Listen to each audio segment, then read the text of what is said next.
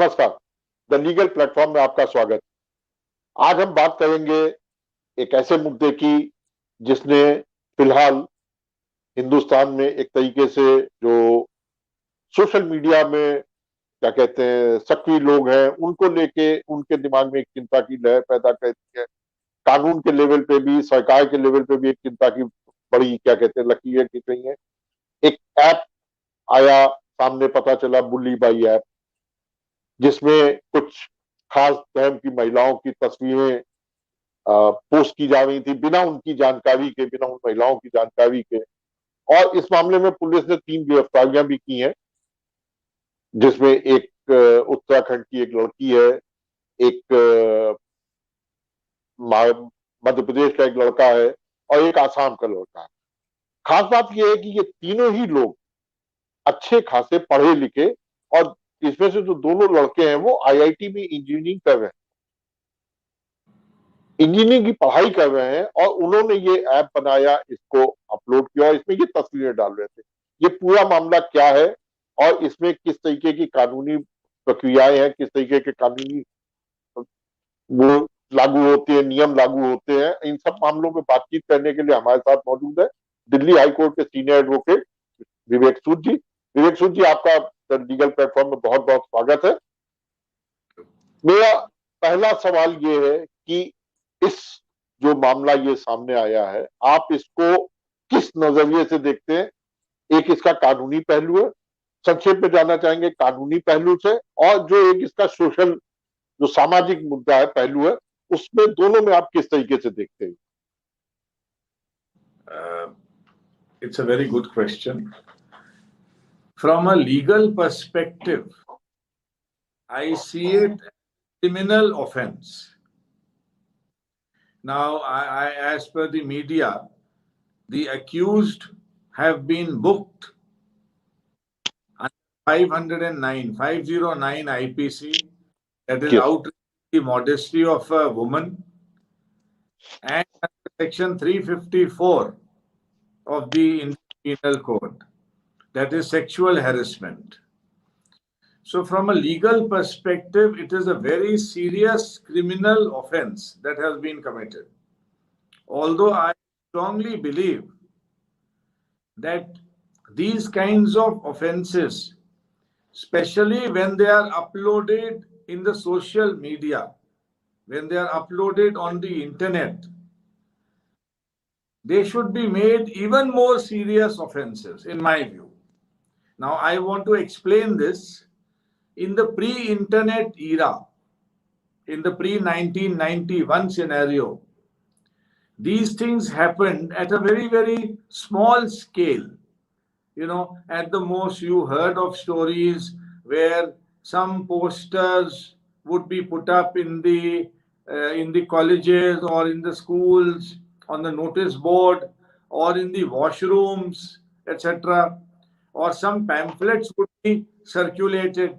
But the circulation and publication was very limited. Now comes the internet.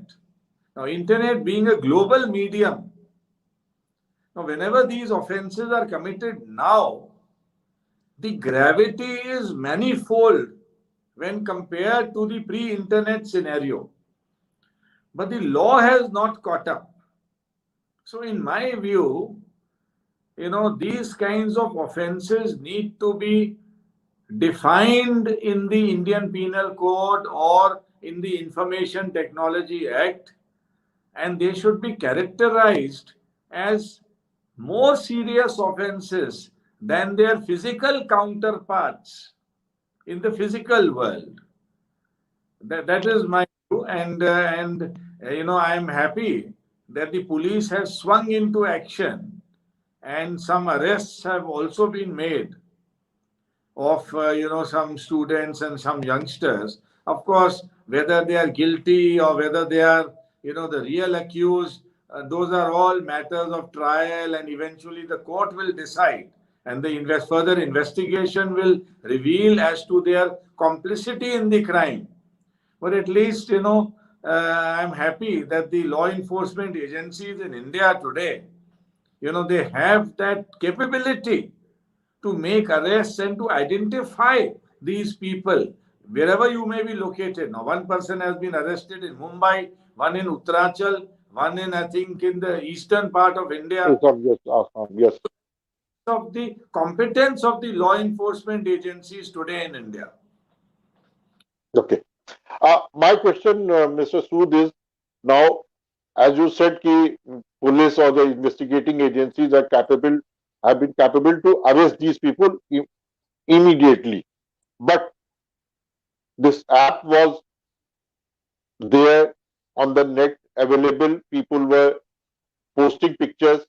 So don't you think कि जब police का एक काम, जो उनकी आईटी सेल है, जो इन्वेस्टिगेटिंग एजेंसीज का आईटी सेल है, उसका एक काम इस पे नजर रखना भी है कि किस तरीके के एप्स आए हैं, उसमें क्या चल रहा है, क्या वहां पे फेलियर लगता है आपको कोई?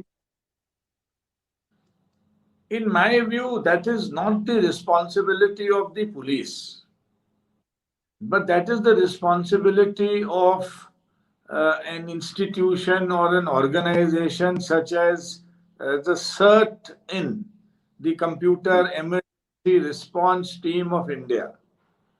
Okay, And yes. so more due diligence is required in this regard. All I can say. Okay. It is possible to eradicate these incidents in totality. It is like saying that can all crime be eradicated and prevented? No, it is not possible. Crime is as old as humanity. Yes. So crimes will keep happening. Crimes will be committed in future also. This is the end all of criminality. But in view, we need more organizations, more institutions. We need more due diligence on the part of the service providers, on the part of web platforms, telecom service providers, internet service providers, search engines, law enforcement agencies, organizations and institutions like CERT-in, that when there is more diligence, you can prevent many of these crimes from happening. And even if crimes happen, they can actually be investigated, inquired into, or taken down at the earliest possible opportunity. You know, see, these are persistent crimes. When you upload something like this on the internet, the crime is persistent. And as time goes along, the gravity also increases. More and more people log in.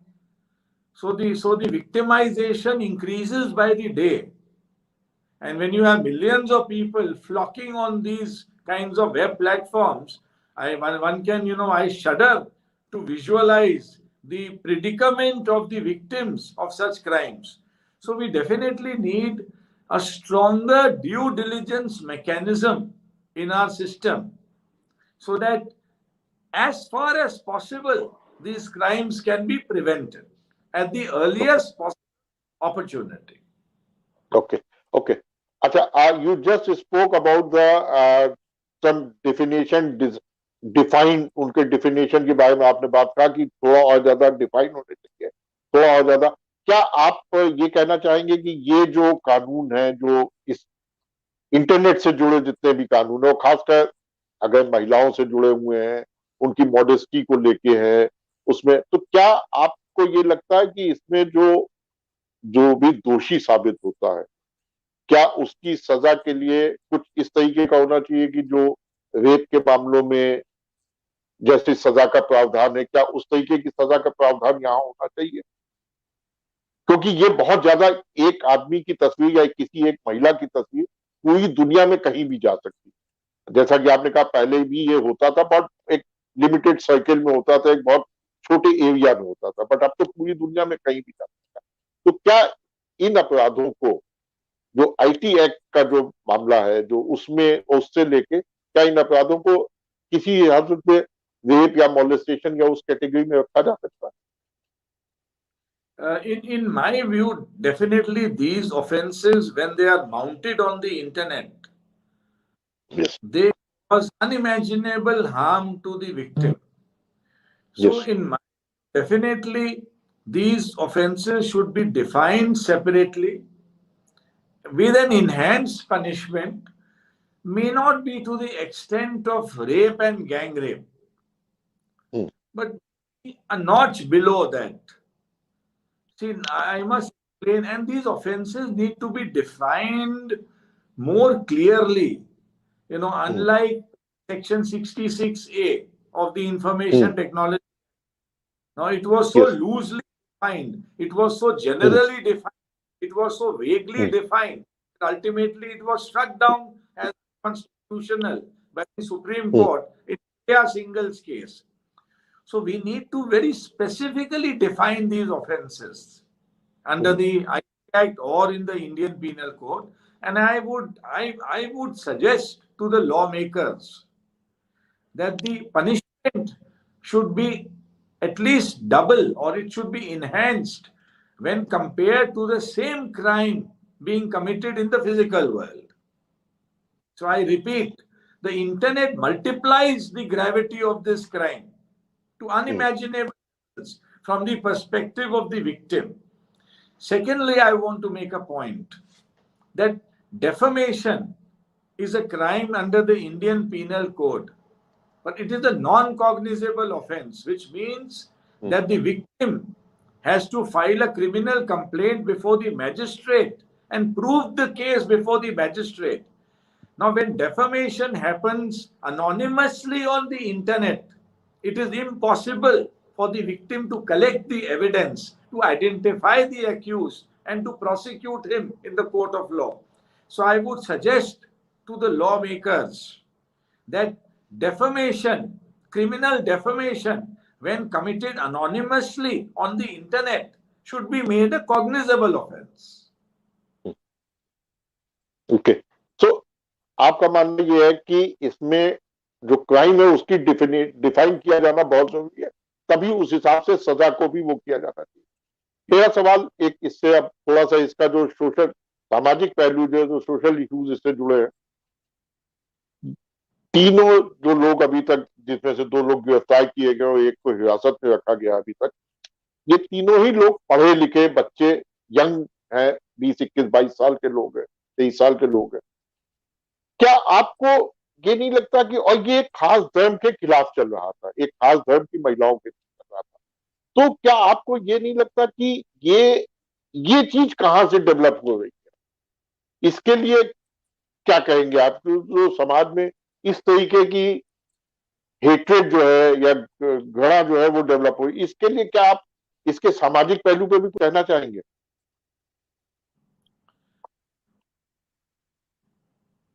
In my view, definitely there is a sociological element of these crimes, and the fact that these crimes have been committed using the internet to make an app. Now, only educated people can commit such crimes. You can't have people who are uneducated or illiterate. People on the streets will not commit these kinds of crimes. Yes. And definitely, this reflects of the mindset of these individuals. Now, see, at this point of time, they are only accused.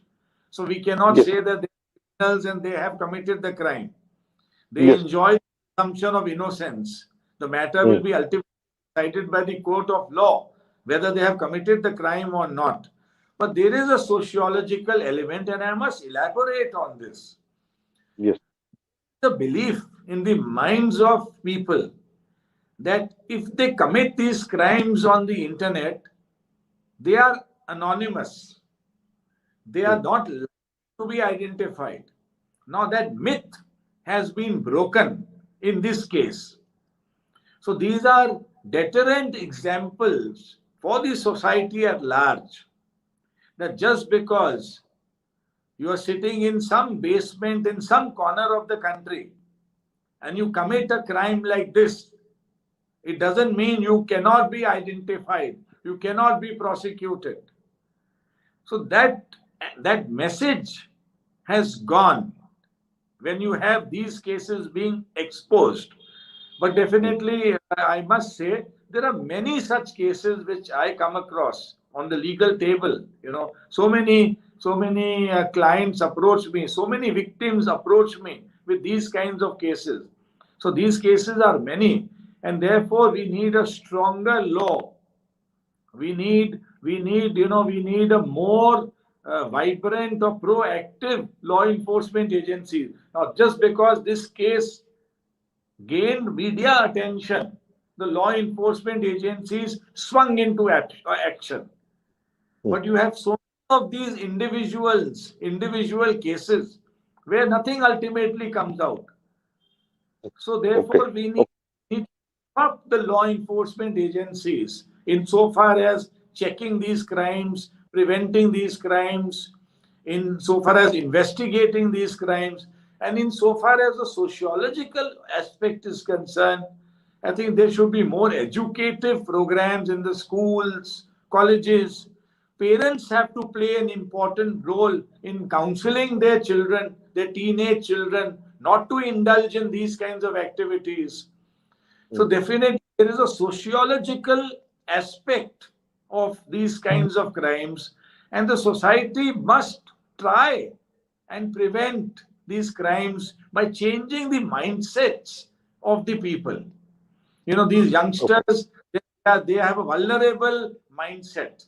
They are growing. They don't have that maturity. So that's where the role of the parents, school, colleges, counselors, media, programs of the government, that's where these things come into play. Now, insofar as whether a specific group of women of a certain religion have been targeted. Now, I can't comment on that because I can't go into the motive. I can't go into the mind. Why this has happened and what is the motive behind this particular aspect. I'm sure during investigation something may emerge out of this, but I'm unable to comment on this aspect. But having said it, whoever is the victim, it doesn't matter. Whatever religion that victim or the group of victims belong, it doesn't matter. They're after all victims. A victim is a victim. Not A victim is a victim. Not make this debate into a religion-oriented or a caste-oriented kind of a case. अच्छा, एक चीज और, जो ये case है, मैं इसके फिर एक बार लीगल पहलू पे वापस आऊंगा। जो ये मामला है, इसमें जो कानून अपना काम करेगा, जो भी धाराएं लगाएगी, अदालत अपना फैसला देगी। जो प्लेटफॉर्म्स है जहां पे ये ऐप अवेलेबल है, उनकी कितनी जिम्मेदारी है और क्या सरकार उनके खिलाफ कोई कार्रवाई करने की स्थिति में है? क्या ऐसा कानून है कि सरकार उनके खिलाफ कार्रवाई कर सके जिन प्लेटफॉर्म पे ये ऐप अवेलेबल है? Now, these platforms on which these apps are loaded, uploaded, mounted, they are called intermediaries in law. They are platforms on which people upload these kinds of pictures or material, etc. Now, under the Information Technology Act of 2000, there is a responsibility on these intermediaries.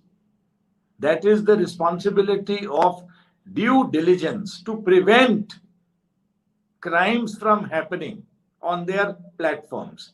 Now, as long as the due diligence practices are being implemented by these platforms, they cannot be made liable.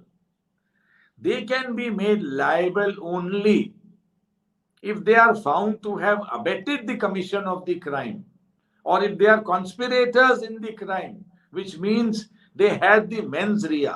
Now, in my view, these intermediaries are providing services. They are business models. They cannot be attributed with mens rea and intention that they abetted or they were a part of that conspiracy to commit the crimes. It would be unfair to make them accused in all of these cases. Now, see, I'm not commenting on any particular case, but I'm making a general statement. But if they violate the principles of due diligence, definitely they can be made liable under the law. Perhaps they can be penalized. can be because but that due diligence has to be proved कि whether due diligence was क्या कहते हैं हुआ था या नहीं हुआ था, ये भी एक प्रूव करना होगा। और ये हमारे ख्याल से इन्वेस्टिगेटिंग एजेंसीज या प्रोसिक्यूटिंग एजेंसीज के लिए एक मुश्किल हो सकती है। Yeah, no, that's a matter of investigation. So when these cases are investigated, I am sure the law enforcement agencies will call upon those intermediaries that, okay, you come forward, join the investigation. What was the due diligence mechanism that you were implementing? Was it of a requisite level, or did it fall short of that level? So that all those aspects should be made part of the investigation. And I will suggest to the lawmakers, to the policymakers, to the government, that these due diligence practices, due diligence guidelines must be very clearly framed for each of these intermediaries, each of these service providers. They should not be left, to some kind of a self-assessed interpretation. There should be guidelines, they should be updated, and these guidelines should be implemented in letter and spirit. It's not that, okay, very well, I have certified that these guidelines are being followed, but there has to be an audit of these due diligence practices which are being followed by the intermediaries. Only then we can improvise the system to a level where we can prevent these crimes from taking place, or we can minimize these crimes from taking place. अच्छा, एक आखिरी सवाल, जो ये धाराएं लगी हैं, जो और उसमें अगर ये लोग प्रूव हो जाता है कि हाँ ये सही थे, ये दोषी साबित होते हैं, तो क्या मैक्सिमम सजा कितने साल तक की हो सकती है? इस बारे में कुछ आप जानकारी देंगे? In fact, let me consult the IPC and tell you.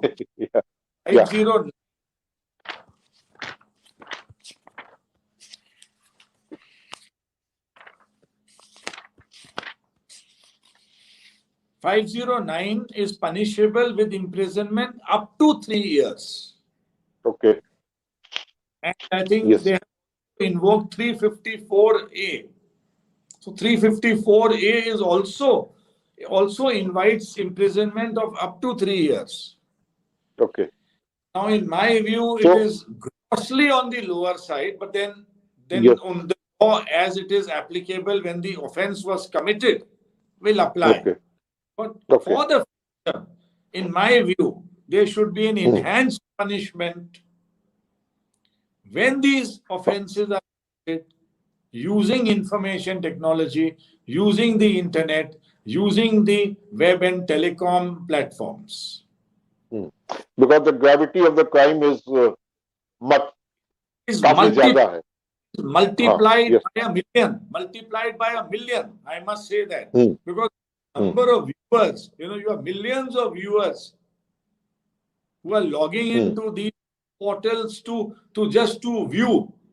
Just say, I must say, on the street you have an accident, so some people will congregate on the street and they call it tamasha. So only a few hundred people can congregate, but on these web platforms, millions of people will see this tamasha. They will call it a tamasha.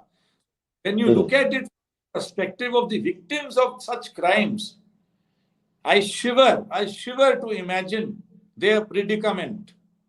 Yes, that's true. Therefore, we need a strong law in far as these crimes are concerned when they are committed on the internet. विवेक सूद जी, आपका the legal platform से बात करने के लिए बहुत बहुत शुक्रिया।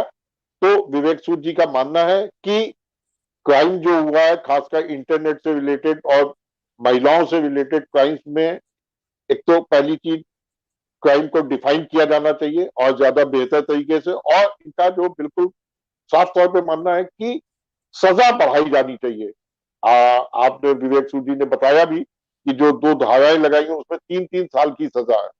अगर दोनों को मिला अलग अलग भी सजा मिलेगी, नॉर्मली एक साथ दी जाती है सजा, अगर अलग अलग भी सजा होगी तो 6 साल की सजा होगी, जो विवेक सूद जी का मानना है कि कम है, इसको बढ़ाया जाना चाहिए और इतना बढ़ाया जाना चाहिए ताकि सजा का खौफ है।